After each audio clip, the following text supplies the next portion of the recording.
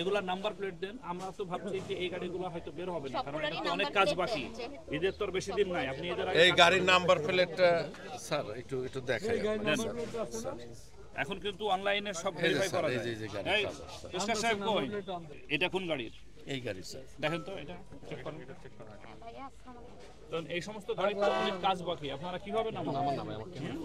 Sir এখন sir খালি paint বাকি স্যার। না, জানলাও তো লাগানো হয়নি গাড়ির। এটা লাগাতে আধা ঘন্টা লাগে স্যার। কোন দিকে? না, আমি হচ্ছে গাবতলীতে ভাইয়া এখানে একটা অভিযান তাহলে সবগুলাই চেক করেন।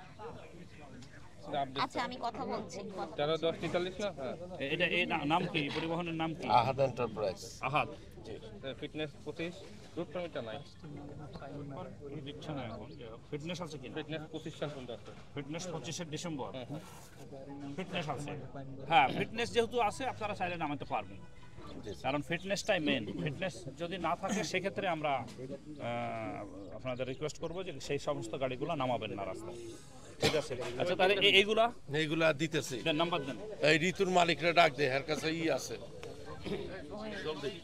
এর বাইরে কি কোনো গাড়ি ঢুকবে? না স্যার এখন আর ঢুকবে না। গাবতলী টার্মিনাল একটি অন্যতম জায়গা যেখান থেকে প্রচুর পরিমাণ যাত্রীরা বিভিন্ন জায়গায় যাবে। তো এখানে আমাদের বিভিন্ন পদক্ষেপ, আমরা traffic police Mirpur traffic division থেকে আমরা কাজ করছি এবং তার একটা অংশ হিসেবে আজকে আমরা অভিযানে এসেছি।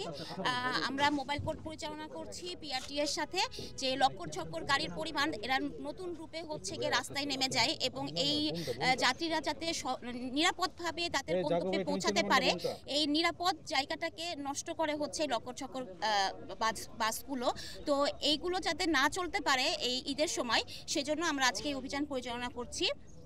এছাড়া আমাদের রেগুলার হচ্ছে গিয়ে পেট্রোল টিম থাকছে এবং চেকপোস্ট থাকছে আমাদের গাবতলী কেন্দ্রিক। আমরা আমাদের ব্রাদার্স ক্যাবের এখানে পর্বতার এখানে নিয়মিত আমরা হচ্ছে সকালে এবং রাতে চেকপোস্ট পরিচালনা করি, যাতে এই যে ফিটনেসবিহীন যেই খারাপ গাড়িগুলো এগুলো যাতে রাস্তায় না নামতে পারে। ঈদুল ফিতর উপলক্ষে আপনারা জানেন যে প্রচুর মানুষ ঢাকা থেকে তাদের ঈদের উদ্দেশ্যে বাড়িতে রওনা হবে এবং ঈদ শেষে ঢাকায় আবার ফিরে আসবে। তো এইকে কেন্দ্র করে আমরা যাতে রাস্তায় কোনো ফল্টি ভেহিকেল যেগুলোর ফিটনেস নাই বা লক্কর ঝক্কর গাড়ি, এরকম কোনো গাড়ি যাতে আপনার রাস্তায় না নামতে পারে বা না নামে, সেজন্য আমরা যে গাড়ির গ্যারেজগুলো আছে বা ওয়ার্কশপগুলো আছে যারা গাড়ির এই কাজগুলো করে থাকে তাদেরকে আমরা এসে একটু সচেতনতামূলক আমরা একটা মোবাইল কোর্ট করছি যে তারা যাতে এই সমস্ত গ্যারেজগুলো থেকে এই ধরনের কোনো রাস্তায় চলাচলের অনুপযোগী কোনো ভেহিকেল যাতে তারা না নামায়।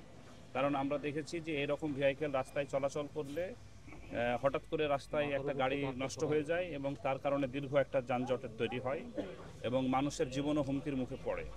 তো এইটি যাতে আমরা প্রতিরোধ করতে পারি, এই কারণেই আমরা এই ওয়ার্কশপগুলোতে আমরা মোবাইল কোর্ট করছি। তাদেরকে মূলত আমরা সতর্ক করছি, সচেতন করছি যাতে এই সমস্ত গ্যারেজগুলো থেকে এই রকম কোনো ফল্টি ভেহিকেল রাস্তায় না নামতে পারে।